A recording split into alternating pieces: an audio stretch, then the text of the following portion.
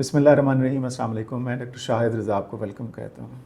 Psychology का एक topic आज डिस्कस करेंगे इस वीडियो लेक्चर में, और वो है एक स्कूल ऑफ थॉट, एक नज़रिया जिसे कहा जाता है गेस्टाल्ट साइकोलॉजी, और ये बहुत अहम है इसको समझना। जर्मनी से इसका आगाज़ होता है गेस्टाल्ट साइकोलॉजी का, इस सोच का, और इसके जो मानने वाले हैं, जो उसके सपोर्टर हैं, उनमें शामिल हैं मैक्स वर्दाइमर, कर्ट कोफका और वोल्फगैंग कोहलर। जो वर्ड है गेस्टाल्ट, इसका मतलब है होल, इसका मतलब है पैटर्न, इसका मतलब है कॉन्फ़िगरेशन। होल यानी मजमुआ जिसे कहा जाता है। मेन आइडिया ये है गेस्टाल्ट साइकोलॉजी के पीछे, the whole is more than the sum of its parts. इसको समझिए थोड़ा सा। यानी एक चीज़ है, उसके पार्ट्स हैं डिफरेंट, अगर उनको इकट्ठा कर दिया जाए, पार्ट्स को कंबाइन कर दिया जाए, जोड़ दिया जाए, तो वो जो होल बनता है वो कुछ और है, पार्ट्स कुछ और हैं। तो एक इंसान जो है किसी चीज़ को जब देखता है तो ज़्यादा इस नज़रिए के मानने वाले ये कहते हैं कि वो होल को देखता है। जैसे एक गाड़ी है और गाड़ी के डिफरेंट पार्ट्स हैं, उसका स्टीयरिंग है, उसके व्हील्स हैं, उसका इंजन है, उसकी बॉडी है, उसकी सीट्स हैं, ये मुख्तलिफ पार्ट्स हैं। जब इनको इकट्ठा जोड़ के कंबाइन कर दिया जाएगा, एक शेप दे दी जाएगी, तो इसे गाड़ी कहा जाएगा। इसीलिए जो मेन आइडिया है वो ये है गेस्टाल्ट साइकोलॉजी का। गेस्टाल्ट का मतलब ही होल है, meaning the whole is greater than the sum of its parts. ये गेस्टाल्ट साइकोलॉजी के पीछे जो है ये बेसिकली ये सोच है।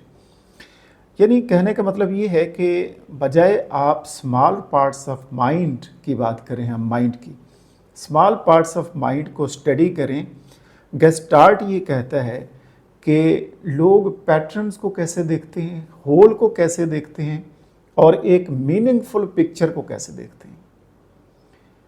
तो ये बेसिकली इसके पीछे ये गेस्टाल्ट को जिन्होंने शुरू किया, इसके ऊपर काम किया, उनका नज़रिया ये था। अच्छा, एक प्रिंसिपल ये है इसका कि humans don't just see separate pieces, वो अलग-अलग पीसेस नहीं देखते। जबकि हम करते क्या हैं कि हम ऑर्गेनाइज करते हैं चीज़ों को ऑटोमेटिकली होल में, हम एज ए होल देखते हैं किसी चीज़ को।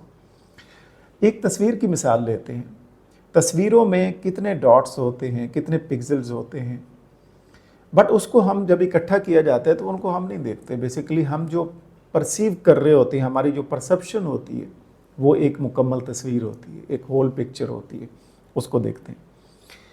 इसी तरीके से इसके कुछ लॉज हैं जिसे आप लॉज ऑफ गेस्टाल्ट साइकोलॉजी कहते हैं। कौन से लॉज हैं, इसको एग्जाम्पल के साथ डिस्कस करने की कोशिश करेंगे। पहला गेस्टाल्ट साइकोलॉजी का जो असूल है, लॉ है, उसे कहते हैं लॉ ऑफ प्रॉक्सिमिटी। प्रॉक्सिमिटी मतलब नियरनेस, करीब होना। ये लॉ ये कहता है कि जब चीज़ें करीब होती हैं एक दूसरे की तो वो ग्रुप की सूरत अख्तियार कर लेती हैं। जितना करीब होंगी तो उतना बेहतर आपको परसीव होगा, तो वो ग्रुप की सूरत में दिखाई देंगी। मिसाल के तौर पे क्लासरूम सेटिंग्स की बात करें तो स्टूडेंट एक ही डेस्क के ऊपर बैठे होते हैं और करीब करीब बैठे होते हैं, तो आप उनको परसीव करते हैं एक पेयर की सूरत में, एक ग्रुप की सूरत में। तो ये है लॉ ऑफ प्रॉक्सिमिटी, नियरनेस। जितना करीब होंगे उतना जो है ना आपकी जो होल की परसेप्शन है वो बेहतर होगी। दूसरा असूल इसका जो लॉ है उसे कहते हैं लॉ ऑफ सिमिलैरिटी। सिमिलैरिटी आप जानते हैं कि चीज़ें एक जैसी जो होती हैं, वो जब ग्रुप होती हैं तो फिर आपको एज ए होल उसको समझना जो है वो आसान हो जाता है। जैसे बॉयज़ की यूनिफॉर्म जो है वो ब्लू है और गर्ल्स की वाइट है।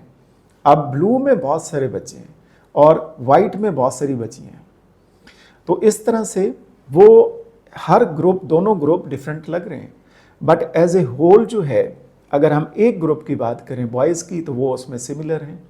इसी तरीके से गर्ल्स की बात करें तो वो उसमें सिमिलर हैं उस ग्रुप में। तो इसे कहते हैं लॉ ऑफ सिमिलैरिटी। तीसरा है लॉ ऑफ क्लोजर।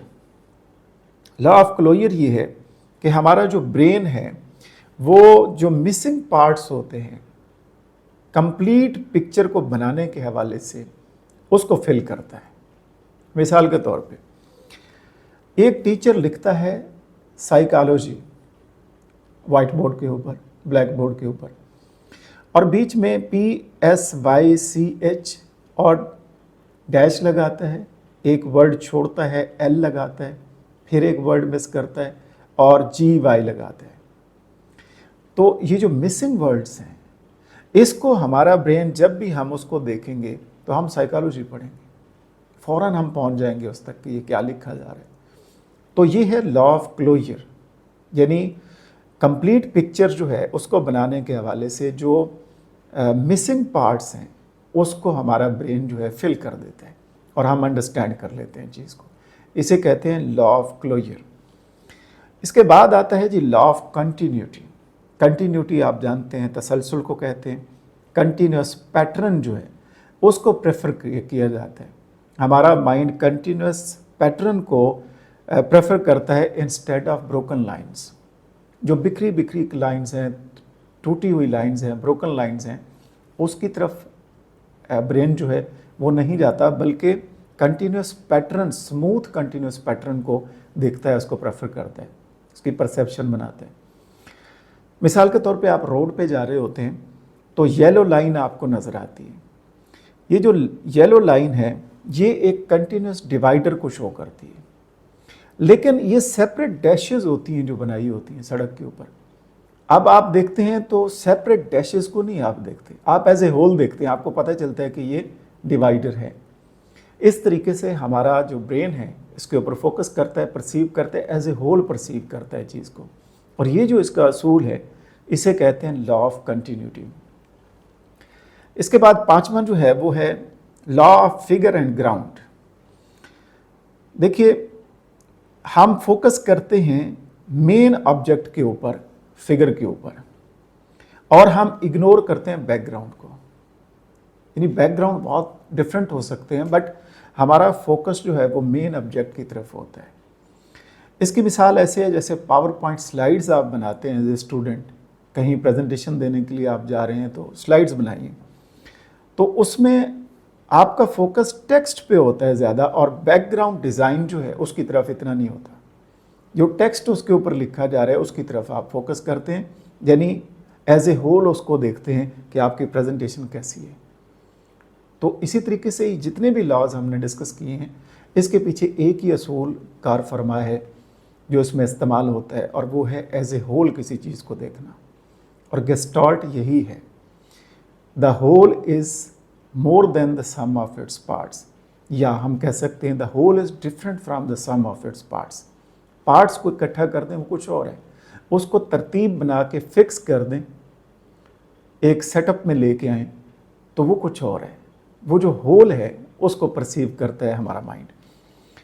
अच्छा, इसमें हम ये देखते हैं कि इसकी एप्लीकेशन जो हम थ्योरी डिस्कस कर रहे हैं एजुकेशनल सेटिंग्स में कैसे हो सकती है। एक उस्ताद कैसे कर सकते हैं, एक टीचर कैसे कर सकता है, क्लासरूम एनवायरनमेंट में, टीचिंग लर्निंग में गेस्टाल्ट साइकोलॉजी को इस्तेमाल करके। देखिए, टीचिंग में आप होल कंसेप्ट पहले बताते हैं, एक कंप्रिहेंसिव पिक्चर बताते हैं स्टूडेंट को, और फिर एक्सप्लेन करेंगे उसकी डिटेल, जितनी भी उसकी डिटेल्स हैं वो बाद में बताएंगे, बट पहले होल सिनेरियो बताते हैं, एक पिक्चर देते हैं आप।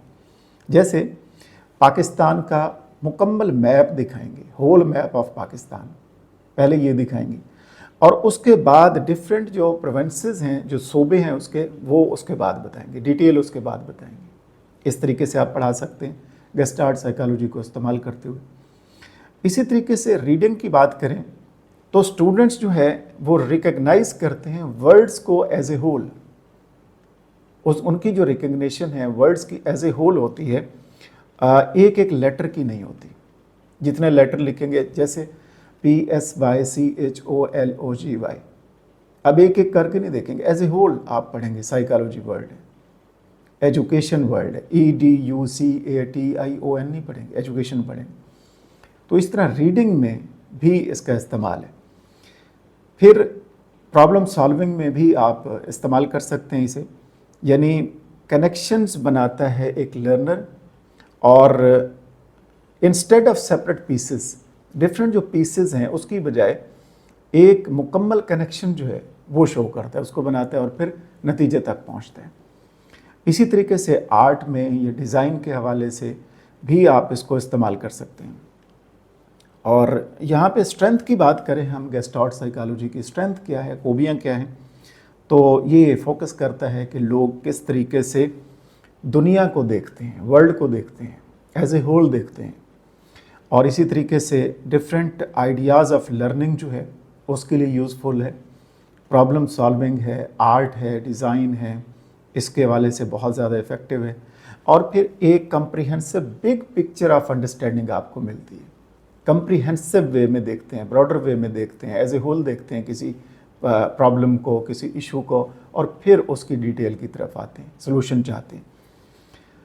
तो ये था हमारा आज का topic, gestalt school of thought, जिसमें हमने डिस्कस किया कि गेस्टाल्ट जो है बेसिकली होल को, कॉन्फ़िगरेशन को ज़ाहिर करता है, और हमारा ब्रेन जो है वो एज ए होल चीज़ों को देखता है, और इसी तरीके से डिफरेंट पैटर्न्स को देखता है, ना कि पार्ट्स को।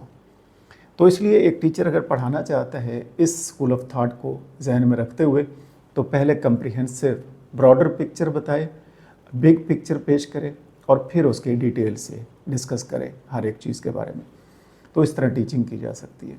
इसको आप इस्तेमाल कर सकते हैं टीचिंग में, क्लासरूम सिचुएशन में, टीचिंग एंड लर्निंग में, स्टूडेंट को पढ़ाने के हवाले से।